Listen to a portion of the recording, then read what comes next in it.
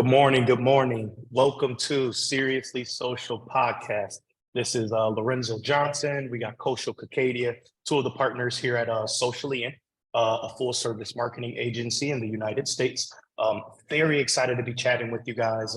For everybody who's just tuning in for the first time, a reminder here on Seriously Social, what we like to do is take our 20 plus years of experience and really dive into the world of social media. The idea is to give everybody a behind the scenes look of how some of the biggest brands in the world are marketing their company via social media, what's trending in social media. So without further ado, let's kind of dive into it. How you doing this morning, brother? I'm doing well, super excited for today's episode. We have a jam-packed session. It's even something we talked about, I believe, on the last episode. We didn't quite get to it, but we really want to dive deep today, really around three topics. We want to focus on, like Lorenzo said, really what's starting off with what's happening in social media, specifically with brands, what to be paying attention to, what's working, what may not be working right now. We want to definitely talk about, entrepreneurship. I feel like a lot of marketers in general. I actually saw an interesting article yesterday where they were like CMOs are going to be the new CEOs. And it was like because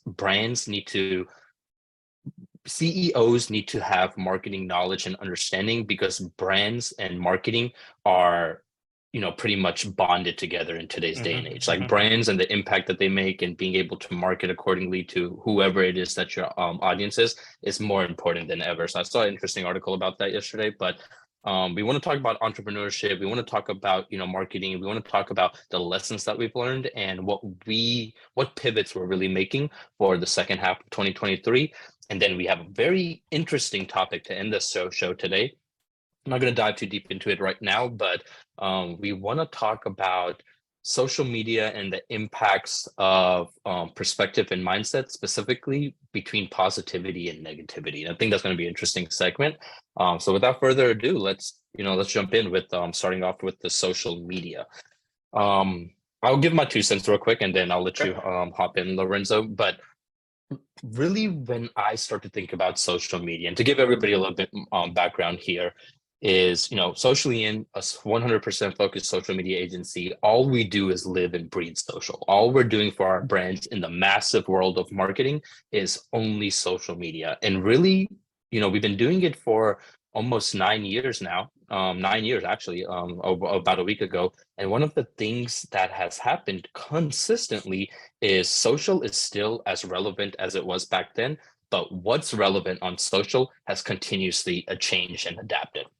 We saw it with Facebook, we saw it with Instagram and its boom. We saw when Snapchat happened and Facebook and Meta tried to acquire it, and that didn't go according to plan, and how Instagram pivoted. We've seen TikTok and the massive growth that it's had. And the one thing that stayed constant is communication, and people's attention is still on social media. And I think a lot of brands are still making the mistake of thinking, back in like the early 2000s marketing landscape and always focusing a majority of their budget on a big campaign or a big idea, and then not actually tailoring the content for social.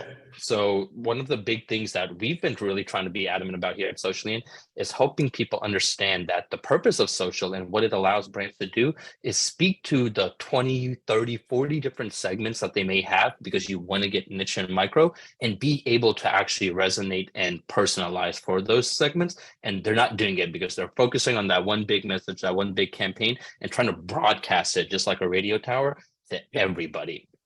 So there's a lot more that I want to get into in the social aspect, but I just want to also get, your perspective on what do you think brands are doing wrong on social right now? Like, why aren't brands taking as much opportunity as there is on social? What do you see? Well, I think 2 things I want to say. I want to first address the point of what you're saying, because I think brands have the right idea in what you're talking about, but then they're messing up when it comes to the execution of that. So brands do have the right idea of how do we have a cohesive message. I was on a call with the prospect yesterday, and that was one of the first things that they talked about is our message is not cohesive. it's very clear that we have different vendors and some things are being done internally. Some things are being done with one vendor. There isn't a cohesive style. There isn't a cohesiveness to all of our social media and to our branding. And so one of the reasons they are reaching out is because how do we just make it look more cohesive? So I think the idea behind a cohesive message in the sake of, how do I want to say it? Consistency of brand standards, for lack of a better term. You do want it to be recognizable when you go from platform to platform to platform.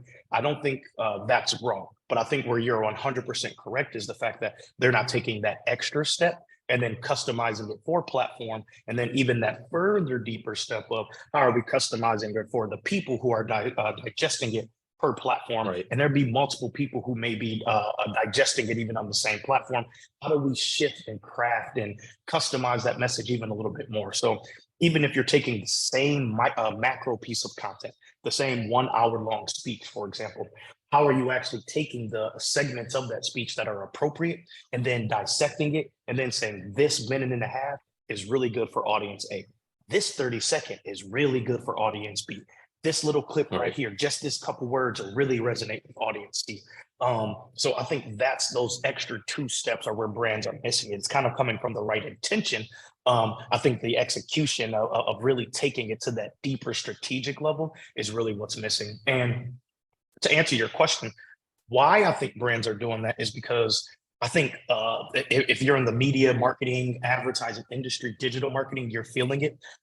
There's a squeeze on dollars right now. And so I think that it has nothing to do with the size of company. Even large companies are really taking a deeper look at where they're investing their dollars at. And as we all know, unfortunately, in the marketing and advertising space, we're being looked at under a microscope. And so I think one of the results of that is becoming companies are saying, I'm going to invest this $1 and I want this $1 to stretch as much as possible. Just that simple. Whether or not it's appropriate, we just don't have a couple more dollars to spare anymore. So, you got this video, make it happen. And that's the good point, right? Across the board.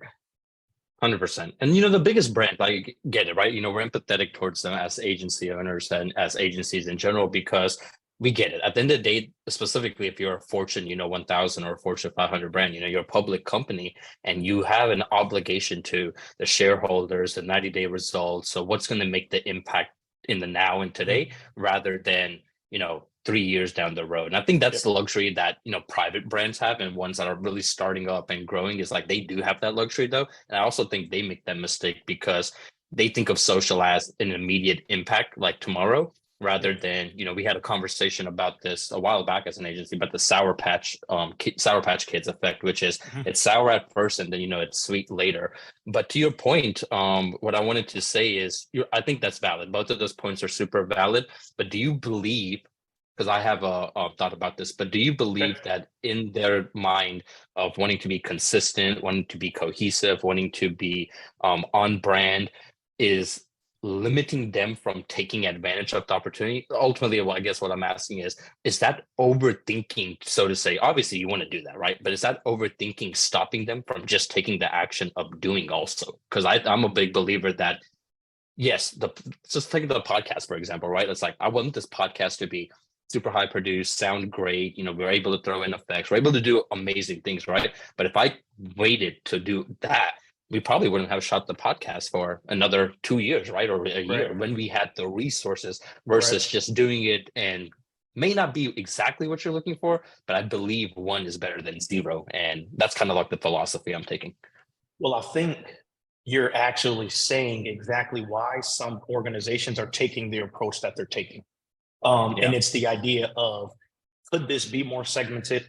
Do I understand that I could actually break this down and do this a little more niche? Yes. But the alternative is, like you're talking about, what we know, speed is of the essence. So the alternative is not doing it. So at this point, I think a lot of companies are actually weighing exactly what you just said and then saying, I'd rather be there than to take more additional time to dive in. So to your point, yes, I don't think it is about dollars as much. Well, it is about dollars. Everything comes down. It's about both. Yeah, the economy is crazy.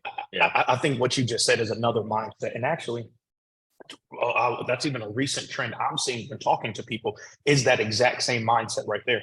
I've had an influx of people who we've talked to lately that are saying the opposite of, can I get platform specific tailored content?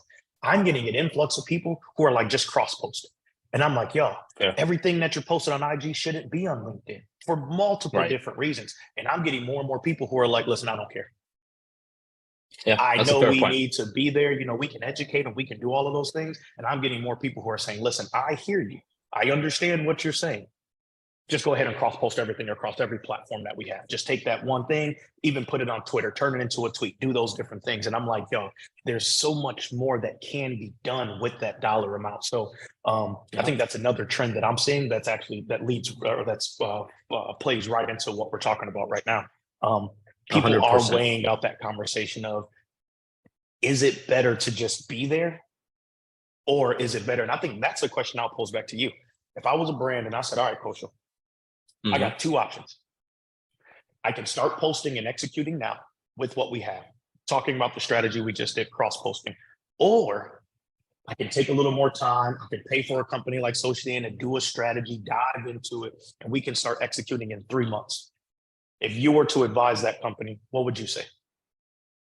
I would definitely go option one to get the ball rolling 100%. Speed is of the essence in social, and it goes back to, like I said, 1/0. So if we're able to, I agree. If the perspective is, hey, I don't have the resources, whether it's monetary, whether it's time, whether it's people, to do it appropriately, to be contextual, to understand the nuances, then yes, the better strategy is to cross post, even though it's not the most effective. But it's better, like I said, one is better than zero. So I do agree with that statement. And then it goes back to, you said the second option, which is, work with an agency, take 3 months, and get started. And that to its extent even is a reality. But I think the part that brings value in that, because if you look at it as just for like apples to apples, you'd be like, no brainer. It's obviously option A. But if I had to play devil's advocate, what I would say is look at it as like an orange and an apple. And it's going to take 3 months, but the resources and the context and the breakdown and the understanding does go a long way in the long run. So I'm not saying necessarily don't go the orange route. I'm like, I'm saying take a bite of the apple and then fucking eat the orange as well. So I think it's a combination approach, because the main thing that came into my mind when you were mentioning that is us as an agency. I think that is what we bring to the table. We bring in the aspect of understanding the nuances of the platforms, understanding there's 30 different segments, understanding, hey, your creative needs to resonate maybe in 5 different ways. But it does always go back to, like I said, resource, time, monetary, etc. And I know agencies can be expensive. So definitely take a bite of the apple first. But I believe avoiding the orange is also wrong at the end of the day. I mean, listen, one thing that I feel like I've had a lot more conversations about is that so many things in the world aren't black and white. So many things in this world aren't a zero-sum game. 2 things can be correct when you start to take into account all the different perspectives and different things. There's not just one way to do it and every other place is wrong. So no, I think that was a good response. Simple as that. Love it. The other thing that I've been noticing, because I agree, like I said, there's a lot of brands maybe not taking full advantage, but obviously just on the other side of the coin, there's just as many brands that are crushing it on social. I saw one, it's called Sunday, and I don't really know if they're crushing. I haven't done the deep dive research, but they definitely have, from a brand awareness standpoint, done a pretty solid job. Now, I don't know behind the scenes. I don't know the numbers. I don't know what's really happening in the operational aspect, but they're a company that pretty much is like a subscription service, but they take care of all of your lawn needs by giving you all of the materials. So it's not necessarily like they're coming out and doing it. It's like a subscription service. They're able to provide you everything that you need to take care of your lawn. They do an assessment of like, hey, what does your lawn need? Is it different than, your neighbors, or is it a specific type of grass, et cetera, deep dive. But I've just seen that they've done a solid job from an awareness standpoint on social. And most people probably haven't, ever heard about them, honestly. So it's like, there are those quiet ones that are doing a pretty solid job. There are some of the bigger brands that are doing a great job. And there's obviously those middle liars as well that I don't believe are taking full aspect. But I think where brands are falling the weakest right now, and it goes back to your statement of, them making that big video because that's what they have to do. It's, if that's the approach that they're going to have to take because of those limitations that they may have, they need to be super, super, super thoughtful about creative. then the reason I'm jumping into the creative realm here a little bit is, people have a cognition in the back of their mind about creative agencies, because they're like, hey, they're super expensive. We're just paying for a bunch of people to sit around the table and come up with ideas, and nobody really understands like maybe the true ROI or impact or value at the end of the day. And but what I'm going to throw the caveat here is not necessarily against creative agencies, but because I do believe some of that may be real. But what is the most important right now is being creatively in tune with what the culture and what your audience and what they're engaging with, because the number one variable on social media right now is the creative, and 100%. it didn't used to be that way. You and I, we used to talk about this a few years ago, where it was all about paid social. It was about the ads. It's about the dollars you spend. If you're not spending the dollars, you're not doing social right. Yeah. And that's changed. TikTok and the algorithms and everything has changed, that where one massive, very important piece of creative can go viral and change the livelihood of your business nowadays. One creator that does it the right way, that uses your product, that puts it in front of the right people, can change the livelihood of your business. And it's so crazy, because you can't predict it, because that's not what virality is, right? If we could predict virality, then it wouldn't be viral. But there are ways to take the brand to the next level, and I think it starts with creative. And I'm wondering what your thoughts are around, creative as well. I agree. First off, I agree 100%. I remember as this shift started to happen a few years back, I read a study that Google had done where they basically A/B tested what was more important, hyper targeting or creative. Well, when it came to not only just click-throughs and things like that, but also conversion rates and effectiveness, and what won time over time started to trend to be the creative. So that's actually one thing I've been talking to a lot of our prospects and things about, is that targeting, for lack of a better term, is the easy part when it comes to creating a campaign. Even when you start talking about trying to find the needle in the haystack type of audiences and things like that, targeting isn't the most complex thing. All good agencies, all agencies of quality, for sure, they can create a good targeting plan for it. However, what separates agencies and what separates a campaign that's going to work is absolutely the creative. Internally, we call it, thumb stopping content. Again, even if you find Lorenzo, even if you find a New Orleans, Kaushal New Orleans Saints fan, what's going to stop him? Like we always say, what's going to stop the scroll? When I'm going through, I got 100%. All these messages, all these different things that are hitting me, all these other stuff that are vying for my attention. What's going to be the one thing that says I want to engage with that? And that's going to be in the creative. That's going to be in, participatory content. That's going to be in all of those different aspects of it. So I agree literally 1,000,000%. We got to start to think much more about that and the importance of the creative, because it's also interesting because you're competing with people, other industries. I think that's also something that people don't always think about when they think about time on site on this phone, for example. There's only so much space I have on the screen that it's going to show me. So when I'm going through and I got a minute and a half, I got 3 minutes, for example, before my next meeting, and I decide to go ahead and scroll right there. It's more than just a football that's vying for my attention. It's more than just a motivational video that's vying for my attention. It's more than just a coffee brand, because I just got some flavored coffee. It's more than those different things. It's all of those things are equally found me, equally vetted me, and all of those things are trying to say, Lorenzo, in your 3 minutes of scrolling, stop and engage with me. So it's not even, you're not only competing for the attention with your competitors in the space, you're competing with all the other people that I'm an ideal target audience with. And I think that's the next level that people really have to start to think through with competition. It's not just all the other coffee brands. You are competing against them when I start to purchase coffee. But when you want my attention and my engagement, you're looking for every other person that's retargeting me, that's all of these different things. 100%. That's who you're competing with. And that's why creative has to be a much more critical aspect of the finding me part. Everybody's going to be able to find me. Who's going to be able, the person that stops me, that gets me to click, that gets me to like, that gets me to send you DMs like I'm sending you all the time on Instagram. No, literally. Who's going to be It has to be shareable. Yeah. I agree. And that's super fair, because you're right. And I think that's why, we talked about this maybe 2 or 3 episodes ago, but we talked about, why brands were, or why brands should be more thoughtful about the values and what they stand for and what's happening in the world is because those are the things that separate them now. It's not remember, we used to engage with marketing so different. I think people tend to forget that because they think so much time has passed, but this device that you were just talking about is only 10 years old. And that's like 1/3 of our lives, right? Like we're not even talking about people older than we are. So it's like people really don't understand how much it's changed. They still think about it as the radio. They still think about it as the billboard and the commercial. And they feel like, hey, that's how marketing should still feel. And it's like, no, nowadays you have to get interpersonal. You have to have emotion. You have to hit something that makes them feel good, that makes them feel bad, that makes them feel some sort of emotion that makes them want to engage. It could be motivating. It can be entertaining. It can be,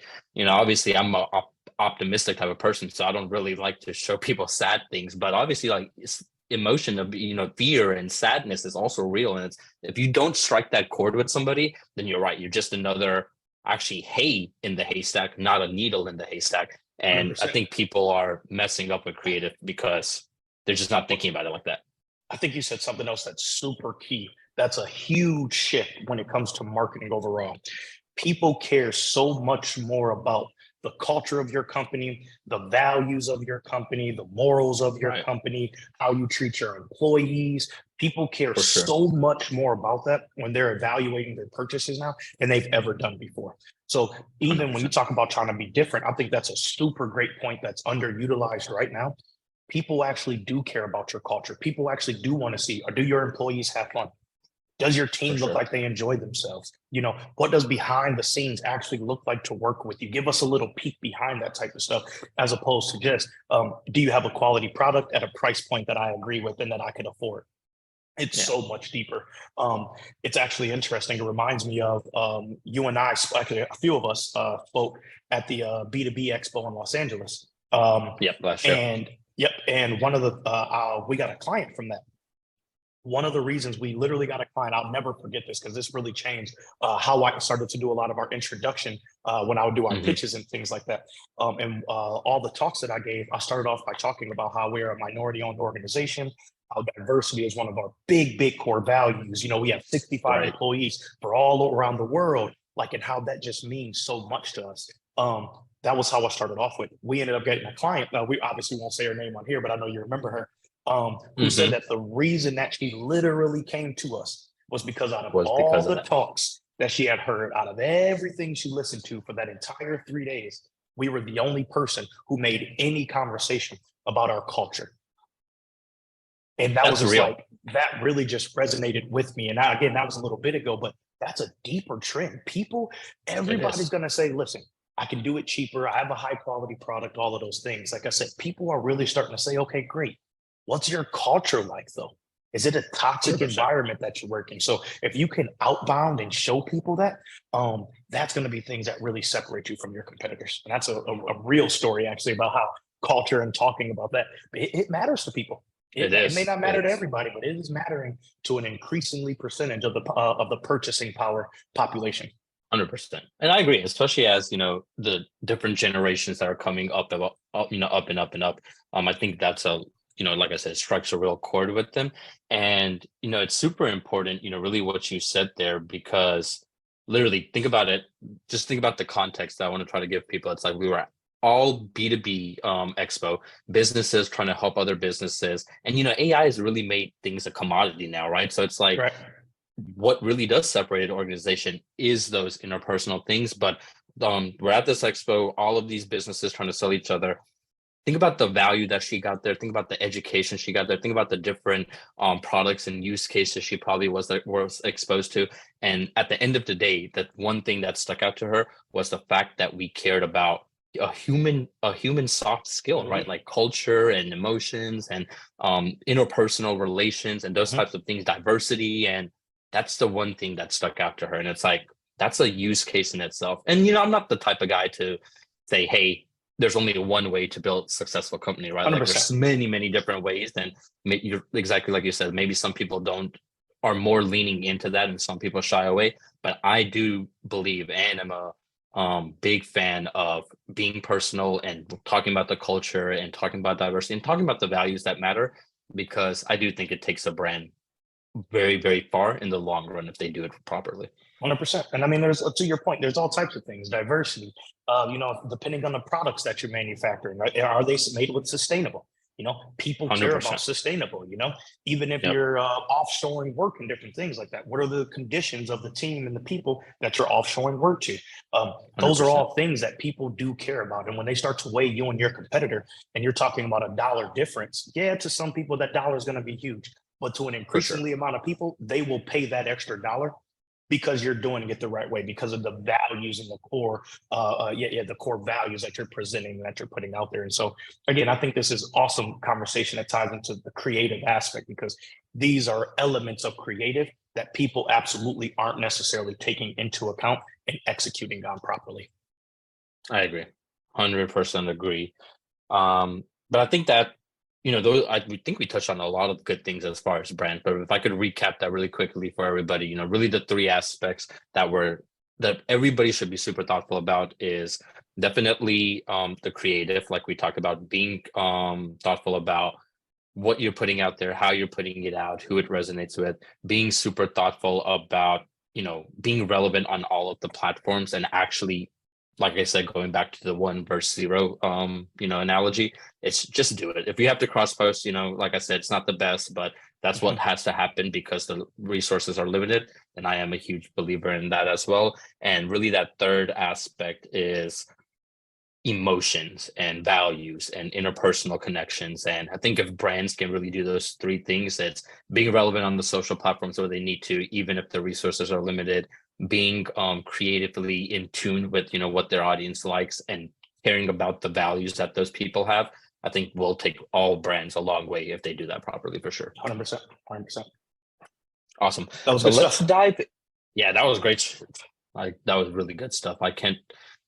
It's fascinating to me as the landscape changes, because I think a lot of people started to, how technology is, like technology moves way faster than any of us can really imagine. And sometimes I think people were like, hey, that wave of social is ceasing to exist. And in my eyes, I really think it's just getting started. I think social's here to stay, and whether it's Facebook and Instagram or TikTok or the next big thing, whatever it may be, the names may change, but the communication and the attention, it will always go somewhere. And I think social is going to play a big part for brands for the foreseeable future. So until people start really living, even then, social will just be called something different. But until people start living in a virtual world, I believe social, in the way that brands communicate, is going to be at the forefront of what successful businesses need to be doing. Yep. Same page. All right. So let's dive into really entrepreneurship. I guess we can classify this as entrepreneurship, lessons for, business owners, really the things that we've seen happen in the first half of 2023, that we've had to, deal with ourselves, things that we've had to, obstacles that we've had to overcome. Going back to the monetary issues you were talking about, I believe that's impacting the economy at scale. So it's not just, an individualized thing that's happening in a specific sector or an industry. There's a lot of different things that have happened. So I'm sure people are interested in just learning about some of our failings, learning about some of our successes, learning about, some of the pivots and things that we may be thinking about for 2023. And, as an entrepreneur, I'm sure we've all had our, fair shares of things, we just messed up on or made bad decisions about. But I think it's important where we start to talk about why that's okay. And that's actually how, successful businesses thrive, and kind of going through that day-to-day stuff, why it's important to not dwell on it, and why it's important to extract as much as you can with speed, because that's really how successful entrepreneurs build successful businesses. Yeah. So let's where you want to start at?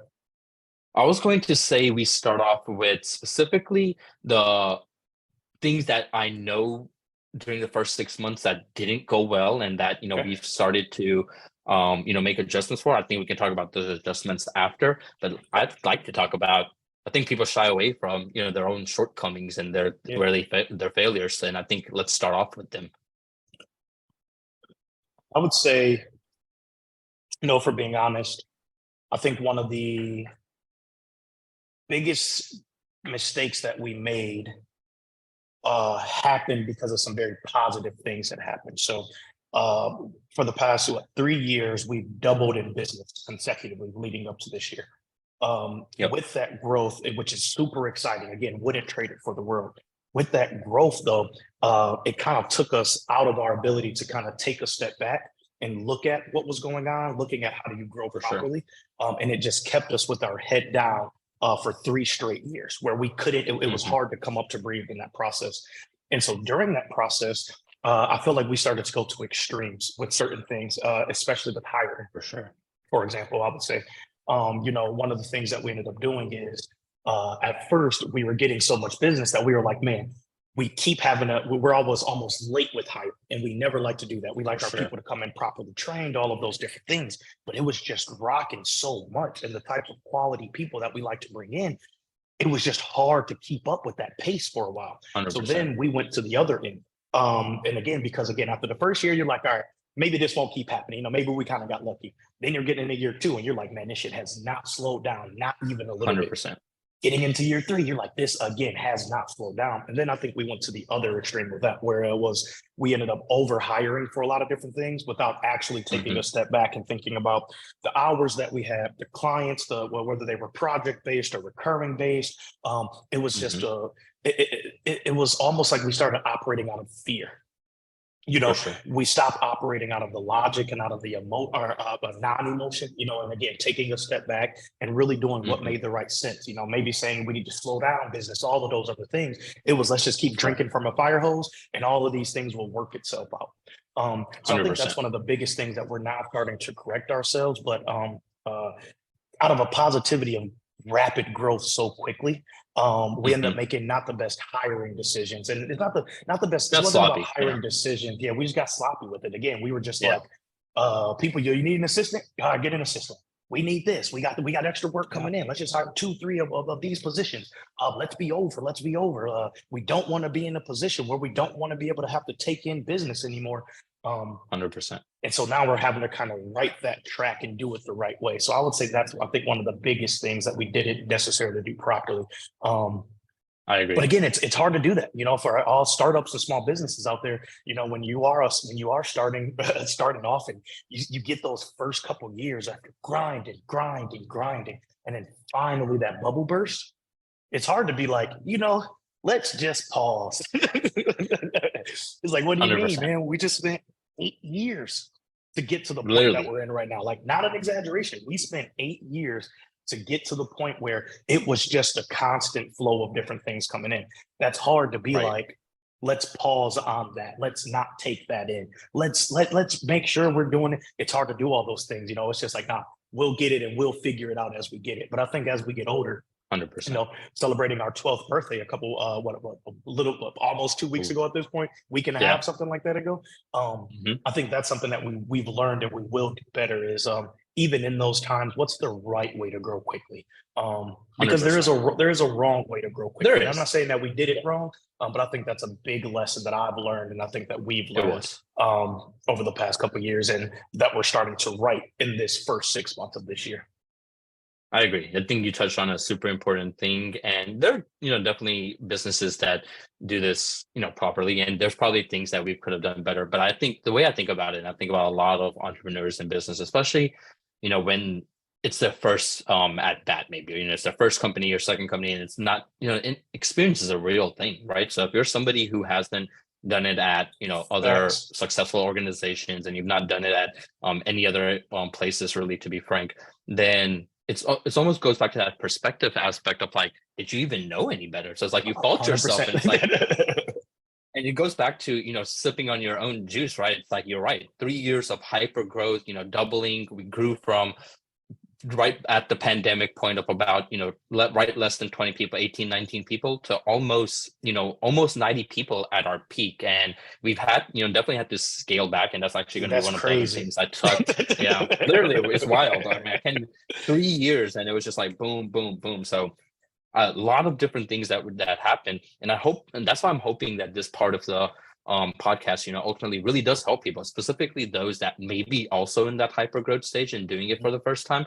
We want to present the things that we didn't do right. That way they're able to. And I think one of those big things goes back to that one statement you made, which is 8 years of setting the foundation for 3 years of building, the bricks and really, scaling. What people need to be thoughtful is, just because it took 8 years to build the foundation and now you're in a hyper growth stage doesn't mean the building of the foundation stops. It's just like a house, right? Like, it needs its maintenance, it needs its routine checkups, it needs things that need to get fixed. And the same thing your organization needs as it's scaling in this hyper growth stage is those routine checkups, that maintenance. It's not necessarily say, hey, break it down. There are some scales where it's just like, hey, what we were doing doesn't work now, and you have to revamp it completely. But in a lot of senses, it's just building on top of making sure you're rethinking those processes, adding in new steps, making sure you're scaling efficiently. And I think that's really where we lacked. Is like, we tried to keep operating the way we operated of setting that initial foundation, but that's not how it works when you're in a scale of hyper growth and closing new business every day and hiring people and having to train them. And I think a lot of those moving parts combined lead to not operating a business successfully. And I think that's really what happened with us. And at the end of the day, if I could make it in a very simple sentence to everybody, and I think entrepreneurs really will resonate with this, is we didn't start business to be a nonprofit. If I just wanted to be a fat nonprofit, then we could have kept doing what we were doing.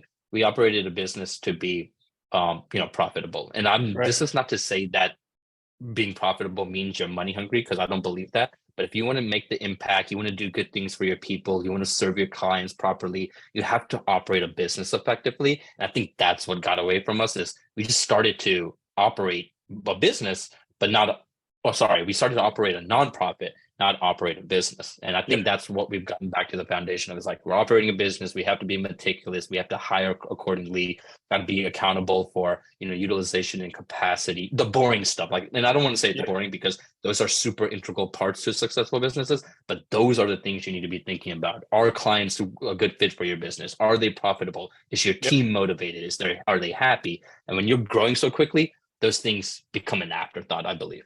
Well, I mean, it. I mean, again, since we're just being honest, for a while there, we literally operated of the mindset with revenue solves everything. That was 100%. literally quotes in the conversations that we would have. Is we could be aware of these things, but if we just keep bringing in the money, it'll figure itself out. Facts. More revenue will keep solving everything. And it's like, I think about a good football analogy from that. It's like saying, or even a basketball analogy, it's like the Dallas Mavericks, right? Just saying, hey, we can get the Kyries and the Don kicks, and we can put up a 140, but if I put 150 on, they ain't helping nobody. And that's what happened with us. It's like, we were like, damn, hopefully we're getting the new business. Hopefully we got the revenue. And ultimately, the expenses would start to outweigh. And that's exactly what happened. I think that is a great analogy, because that was definitely our goal. We were like, defense, nah, we just gonna put up 150 every game. Exactly. I love it. It's fun to put up the 150, but not sustainable for sure. Don't work when Mug's putting up 160 on you, though. It don't work. Exactly. Don't work. Exactly. No, but that was huge. And it goes back to that second point I wanted to make. The lessons that we learned is through that growth, and I hope a lot of businesses are, it's hard times in the economy right now. I know they're bunkering down, but I really hope that there's some outliers. They're amping up on marketing, they're doubling down, and they're being successful, and they're growing right now.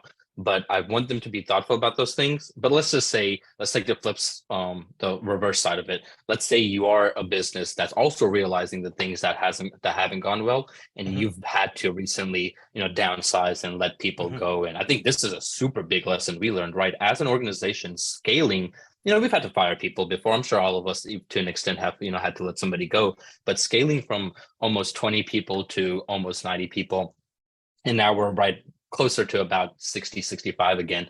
So scaling back down a little bit, how you handle that is huge. And I think those are super big 100%. Lessons you and I and our leader and CEO Keith has learned as well this year, which is there's a way to do it that doesn't cripple your business. And I think those first few instances, we probably approached it a little bit wrong, but I do believe we've gotten much more, I would say, coordinated with it, much more tactical with it. And second, you have to have transparency in that organization. Otherwise, people are just going to leave, people are going to operate out of fear. And that's in the long term of things. That's not a good way to operate a business. So I got a few thoughts next. I think you said a few things. I'll work backwards. One thing that I've learned in all the years of sales, life, family, leadership, everything, it doesn't matter. The lesson that I'm about to say is something that traverses all those different things. If you don't give people a narrative, that does not mean that a narrative will not be created. Right. They will create a 100%. narrative. It's just that simple. So if you don't give people when you talk about transparency, if you don't give people the information, they won't just sit there and just not think about it. They will create a story given the limited information that they have. And that's one of the lessons that I think that we learned about that and why it's critical, why it is important. Again, when you talk about transparency and having your words about it, being particular with what you say and how you say it and different things. Because again, as soon if you don't, that doesn't mean that people aren't coming up with the version of stories. People in their head are saying, well, given the information I have, given I've seen a couple of my colleagues leave, given I've seen this and this and this shape, I can only think about the things that I know, the things that I've read. And depending on the capacity of the knowledge they have, it oftentimes doesn't bode well. And that's where the fear and things like that start to come up with, because your team members and your employees don't have all of the perspective. They don't have all of the background on those things. Again, all they may see is that, man, over the past little bit of time, I've seen 10 of my colleagues leave. Are we in financial trouble? 100%. Are we making money? Is my job, am I next? Is my job on the line next? And again, if you don't give them the information they need, what else can you expect them to start to think in that situation? And I think that's one of the big lessons. And then you said something else that we always say, and I think it is important. If anybody takes one thing away from this, I think this is something that we live by, because you're right. We are new business owners.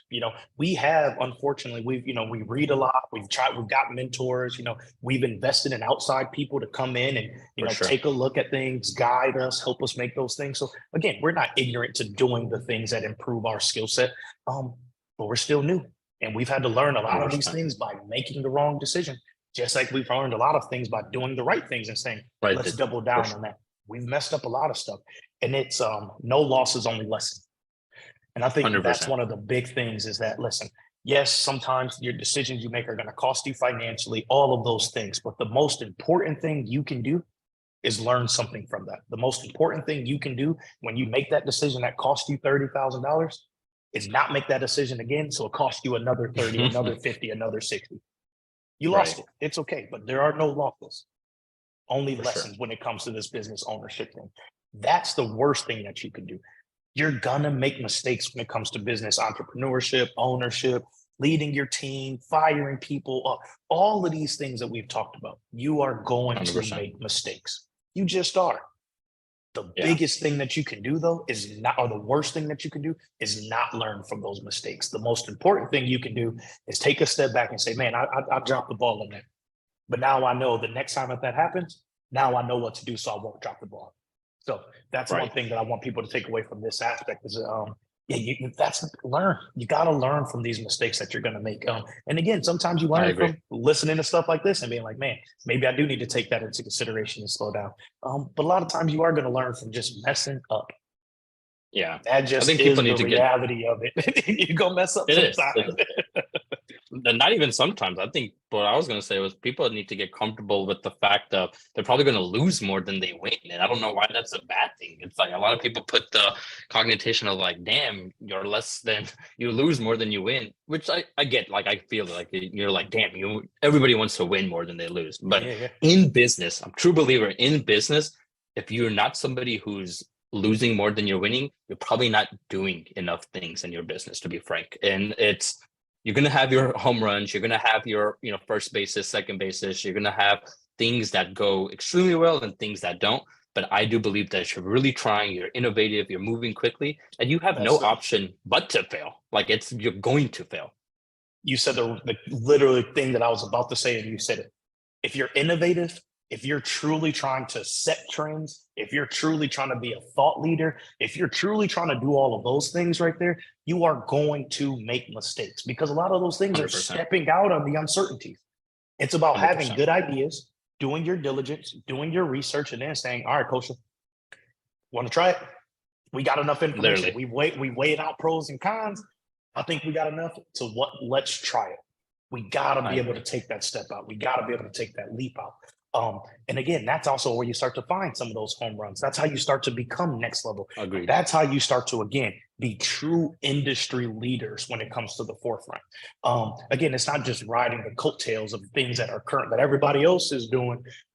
That's not what true thought leaders and true industry leaders are doing. They're on the forefront of that. They're on the battleground of that stuff. And again, at least that's kind of our philosophy of how we want to be. We want to be experts in this space, and part of that is being people who step out, who try stuff first, who explore opportunities. Simple as that. But again, got to learn from it. Sometimes it'll work out, double down. Sometimes it won't. Yeah. Boom. Keep that in the back of your mind for next time. I agree. And so if we can recap that really about hiring and firing and really letting people go and layoffs. I think going back to those lessons, right, out of these failures that we may have, the biggest lessons that I've really learned this year are going back to that statement you made of people will make their own, story or make their own version of what's happening. In order to be effective and make sure you're not crippling your organization when it comes to layoffs and letting people go, I think one, being transparent on the situation is important, and people will take it for what it is, right? Like, so take this advice even with a grain of salt for everybody. It's being transparent, but you understanding your people and how transparent that needs to be is super important. I like to think about this, that specific statement. This will hit for my, designers and my creatives and my Photoshop users. But if you're ever using, Photoshop or any of those Adobe tools and, many other tools, they have that option that's called transparency, right? And it's like 100 scale and it's a 0. And depending on how much you scale it towards, you're either fully there or you're completely disappeared and in between, right? So I think about that transparency when I tell this, because all corporations and big companies are like, hey, to have a successful culture, you got to be transparent. And I do believe that. But I take it one step further and I'm like, that transparency has to work with that scale with your people as well. And the reason being is you have to understand your people and what puts them in a good position. I'll give people the perfect example, sorry. When I was I had to let some people go, like we said, this past year. And when I was doing that, there were certain people I felt like, hey, if I was being transparent and open, they understood the context of why. But in reality, all it did was make people more fearful. Sorry. Mm-hmm. And the flip side of it is you told some people and it made them happy that they understood. It made them motivated, like, hey, I get what's happening. I understand, we got to corral together. And it's like same story, two different people, but impacts them differently. And that transparency is super important if you don't understand your people, because you may have good intent and try to tell them the right things, but how they interpret it, how they come up with their own version and their own story is super important. So you have to be transparent to the level that they need. And if that's 50%, if that's 60%, I'm definitely not saying be 100% and not be transparent, but there's a scale to it. And I think that's super important. And then the last bit of that is the candidness. I think we did a horrible job in a lot of situations where when we were trying to be transparent, at the end of the day, it took all the blame and neglect away from them. And I'm not saying that if somebody is not a good person, and if you are in a financial constraint, that you don't share those things, but definitely don't shy away from telling people where they failed or they've let down or they didn't do what they needed to for the organization, because by not giving them that accountability, you set your organization up in a bad light. One, people internally, whether that employee goes back and talks bad about you or bad about other people, whatever, you have that cognition of like negativity at this organization. And then third, they never realized that they sucked at something, to be frank. And it's like you put everybody in a bad position then. So those were two really big things that we learned, is like transparency and being candid about really why you're letting people go, especially when they're the ones at fault. Yeah. So first off, two great points. And I think the only thing I'll add with transparency and why it's not it is on that scale, and it's because transparency also has to have context. One of the other things that we've learned, even when we went to go visit in Chicago earlier this year at our TAN partnership and at our TAN meeting this year, and we asked people, people who are sharing full on financials with their company, full on spreadsheets where you can see everything. And we even asked them, what did you learn from that? And we literally had people who were like, well, what we learned is that we shared too much in that situation. And the reason was because 100%. there wasn't full context. A lot of our teammates, a lot of our team members and our employees don't have the concept of business ownership. That's perfectly fine. So when you're sharing some of these different things, all it creates is significantly more questions because they don't have the context to even fully understand all of those different things. That's fair. So now you get into questions of having to explain the whys and the processes behind things that maybe sometimes not even about always capacity, but everybody may not have the capacity to always understand. And then also much more importantly is how does that, to your point, how does that actually affect them in their day-to-day work? And is that information helpful? Does it just cause more frustration, more fear? So again, how that was one of the things that I also just would add is context is important when it comes to transparency. Because if people don't have context, you will create much more confusion. And that's the opposite of what the purpose of transparency was for. Transparency wasn't to have people walk away from that and then come back with a whole bunch more questions. Because now they're just utterly confused about how things operate, why things operate the way that they work, and different things like that. So just context. And then the second thing is, I 100% agree with the candidness. That's something that you and Keith talked about. And I think the biggest reason that I was, because I was one of the people who really pushed that, when we would have that conversation, is that I understand we have these situations, but when people are being let go because of performance, I didn't agree, and I don't agree with taking the easy route out of saying, well, I agree. There's a financial situation, so because of that, this is what's happening, and billable hours and all of those different types of things. And the reason that I wasn't a big proponent of that is because it doesn't set people up for success. Definitely. My background in sales leadership and sales training and things like that is that the skills that I think that we want to give our team members and that I want to invest in people are things that they can take with them. If you let somebody leave your organization thinking that they were an A+ player, and that, man, if the company's financials were in a different position, I would still have my job because I'm this A+ player who was doing all of those things. I don't think you're setting that person up to be successful when they go into the real world. And I do think that we have an obligation to give people the information and the tools that they need to get better. The only way that people can get better, because now we're lying to them in a sense, because now we have this person leave that's like, hey, I got the skill sets that need to be successful. I have the tools that I need to be successful. Whereas if we would have been honest with that person and let them know whether it was punctuality, quality of work delivered, timeline of delivery of work, communication, whatever it is, now they can go inside of themselves and they can say, okay, man, maybe I do need to develop those skill sets. Maybe let me go get some resources to develop them skill sets. So when they do go to their next job, they don't go into the job thinking that all of those things are sweet. And then they have somebody else who does. For example, we loved our employee. I know we talk about family and things like that. They may go to somebody else who won't give them that stuff, and then their world will be shattered. Right. Because to them, they've lived this entire world where they viewed themselves as being this one thing. And they're like, how do I just now know that I don't have good communication skills? 100%. Everybody else has told me that I've had great communication skills. And so I just don't think that, I think we have an obligation to help people get better. And part of helping people get better is giving them the real deal skinny of, this is really the things of why we're doing it, why we're letting you go. Here are the things that you can improve on in yourself so that when you go into your next opportunity, you don't have to have this conversation. And that's why, because otherwise people won't learn those lessons. One of the things that we know about people, people aren't as introspective as we would like them to be. They just aren't.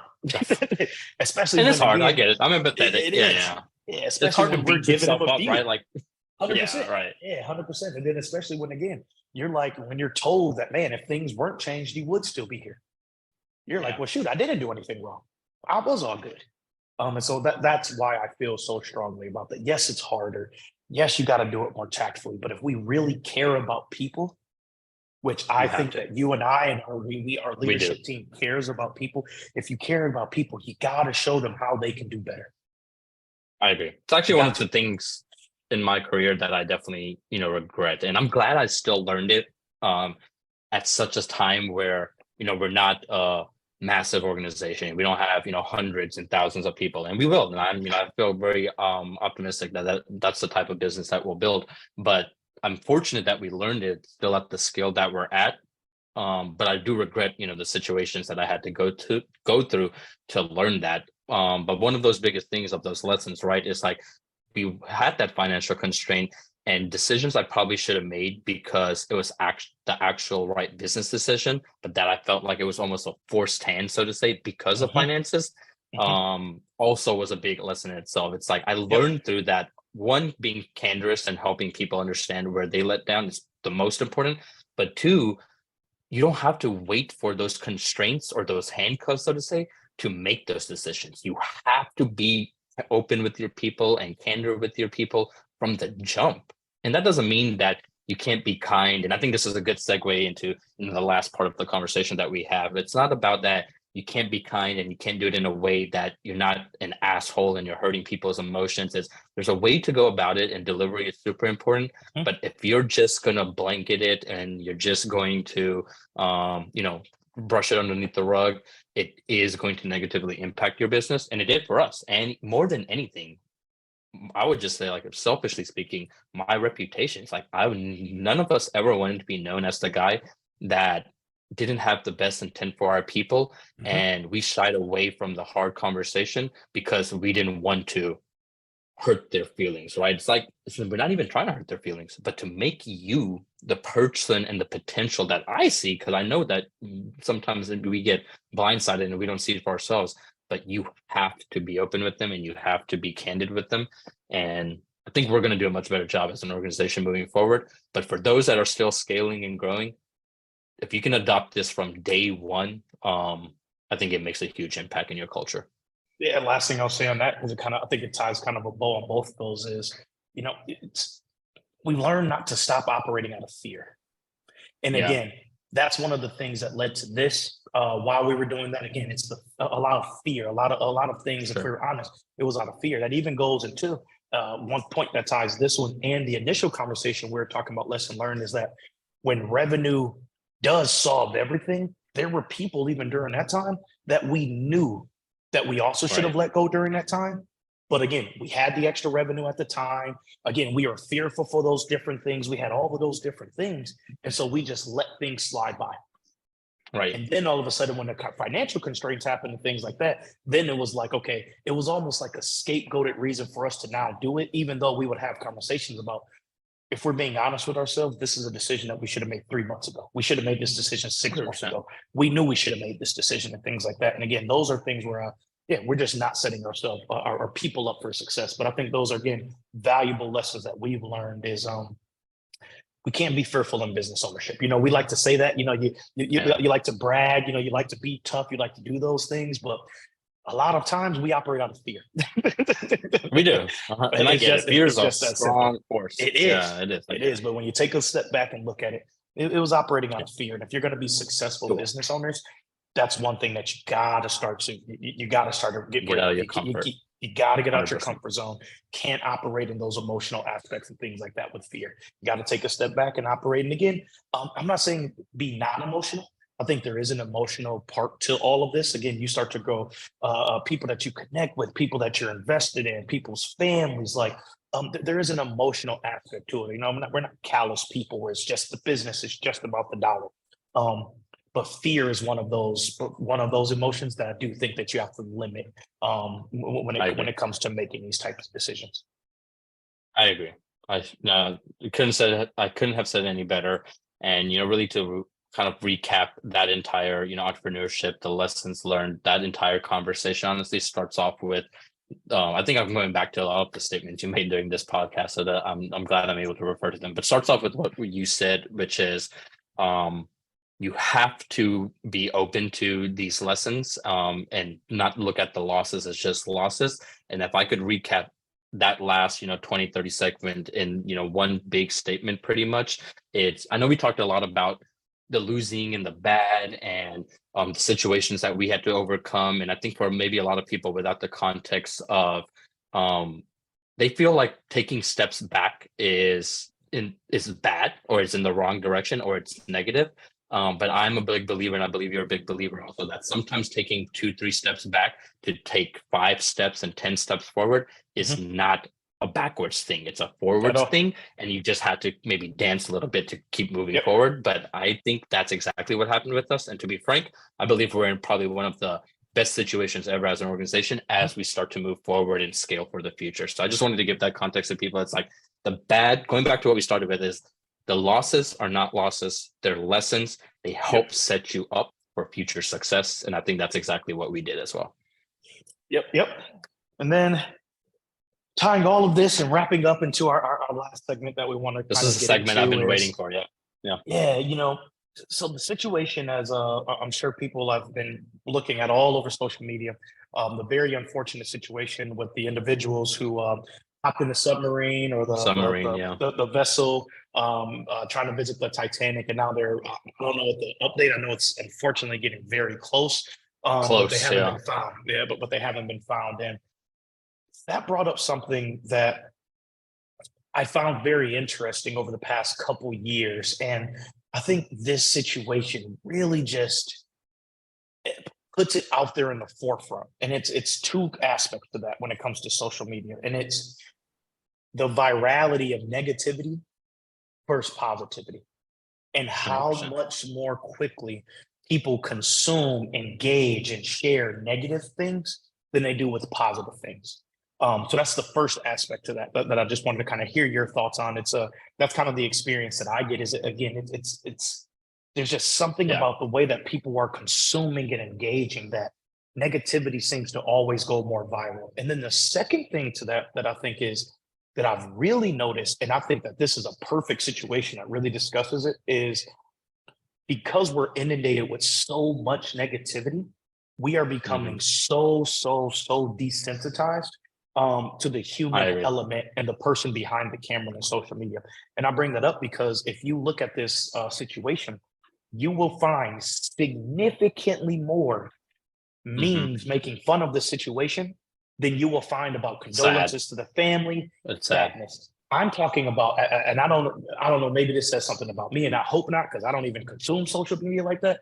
I'm talking about 75, 80% of all of the content I see on social media about this stuff is memes, jokes, people making fun of how I could never, jokes about joining the Titanic, like all types of different stuff. And it just, to me, it just unfortunately reminds me of how, again, between the negativity we get, between the fact that people forget that there's a real person behind this camera that have real lives and different things like that, we're just so desensitized to things like that people find people who are about to suffocate and potentially have a literal terrible way of dying. I don't care how much money they had. And people have turned that into a whole comedy scene and different things. Like, imagine being like, I don't think people think, like, imagine being their family. Your dad is down there. You can't find your mom or your dad or your brother or something like that. You're worried as hell. And the only thing that you can see is people making fun and jokes about it, while you know for a fact your family members down there suffering. Like, I just find that so unfortunate about social media. And there's so many positive things.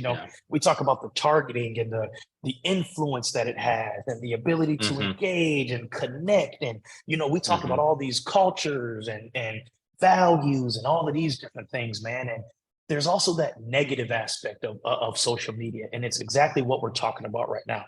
It could be a callous, cold, desensitized, non-human, because I don't know that person. I don't have any emotional connection whatsoever to that person. So I'll just say whatever.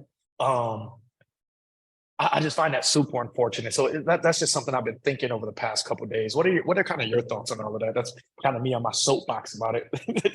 No. I mean, I think you touch on probably, if anything, the most important part of this this episode segment, to be frank. Like, I love the social, I love talking about entrepreneurship, I love all of these things.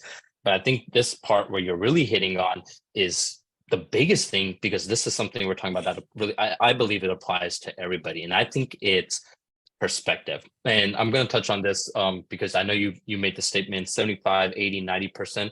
And I'm a big believer that the world itself is exactly like a glass that's halfway filled. You can either look at it optimistically as it being halfway filled, or you can look at it as pessimistically and being half empty. And I believe the world is exactly like that. The problem, and it goes back to the point of what you made, is it's kind of like, misery loves company, right? It's like the negativity is so much louder that the things that go viral and the things that you see, the 75-80% of what you did engage with was negative, but it's not because it was a lack of the positive, because I have seen the condolences. I have seen people say, hey, I'm praying for these people. I have seen people say, I care about them and hopefully they're able to be found and all of these things, but those things aren't as loud. And I think it goes 100%. back to That's a where you great point. started with, is social media has made negativity so loud.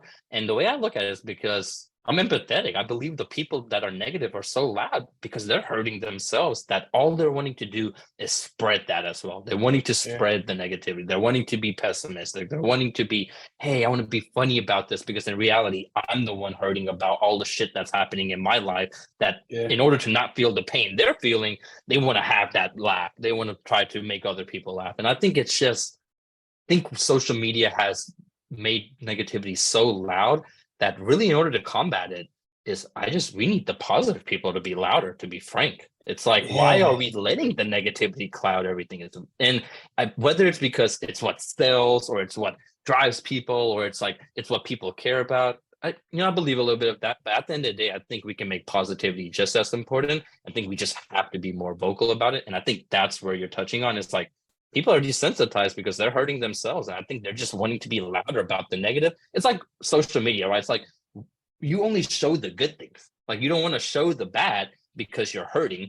And same thing when people are talking, it's like, they don't want to show the bad. They just want to be negative about it because they're hurting themselves. And I think that's what's happening with a lot of people in reality. So, I think, it's interesting, as I was, in the same situation as you were saying, because I think you brought up some really good points. Like, it is so loud. So I'm thinking about a post that I saw where a person was like, y'all are being, I literally saw a post where a guy was like, that actually went viral, but here's the ironic part, dude. It went viral because of the negative comments. So the post itself it's crazy, dude. The post itself was literally something to the tune of, if that was y'all's family down there, like, people need to be more sensitive, like all these jokes and things like that. If that was your family down there, imagine how you would feel. That was the post. Again, positive sentiment, trying to get out there.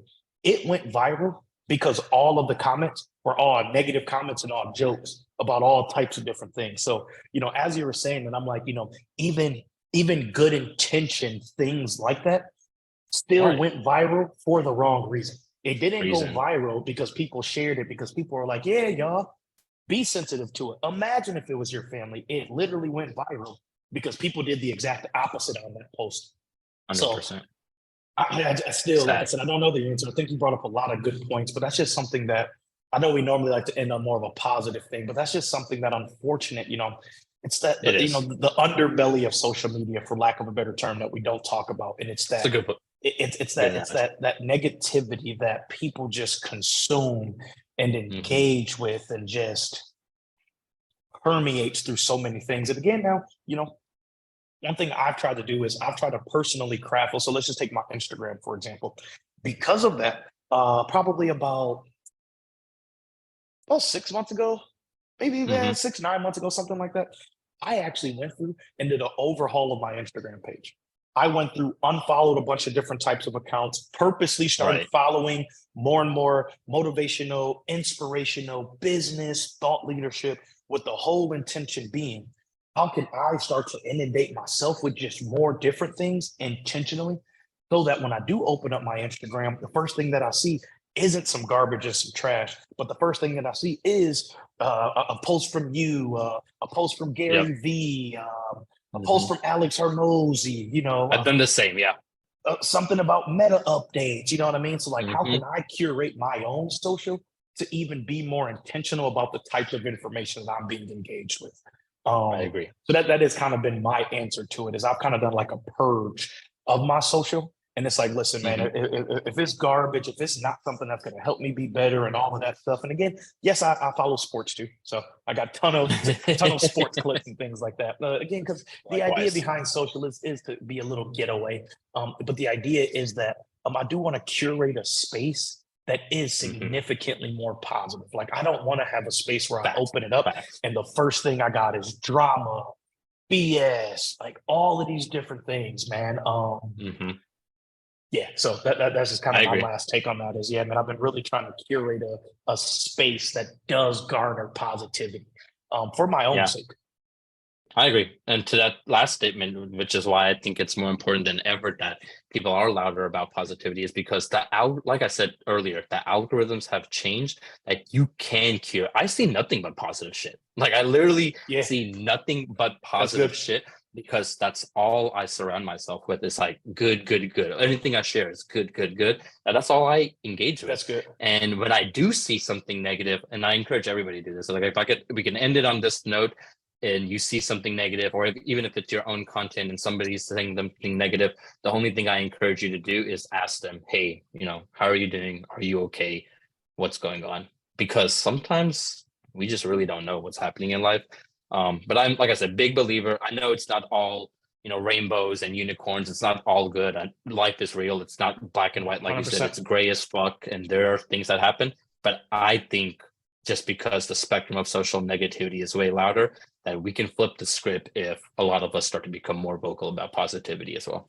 100%. And yeah, now that you were saying it, I was thinking, I was like, it's really my Facebook I need to clean up. I need to go back through and do a clean up of that. Yeah, my Facebook is garbage, brother. My Facebook is Facebook's gotten Facebook's garbage. gotten to a place. I can Yeah, attest to my that. It's pretty Instagram's bad. good. Yeah, I'm like, maybe I need to clean up my Facebook. But man, this It was was some good. good stuff. This was a little bit. We didn't dive into the technicalities behind social, but man, I think that we did some. I love this session. Actually, this was one of my favorite ones we've done so far. I think that there's some I real agree. actionable things in this and some stuff for people really to take a step back and think about and consider as they kind of go into their second half of the year in a number of Right. different spaces. So, um, I agree.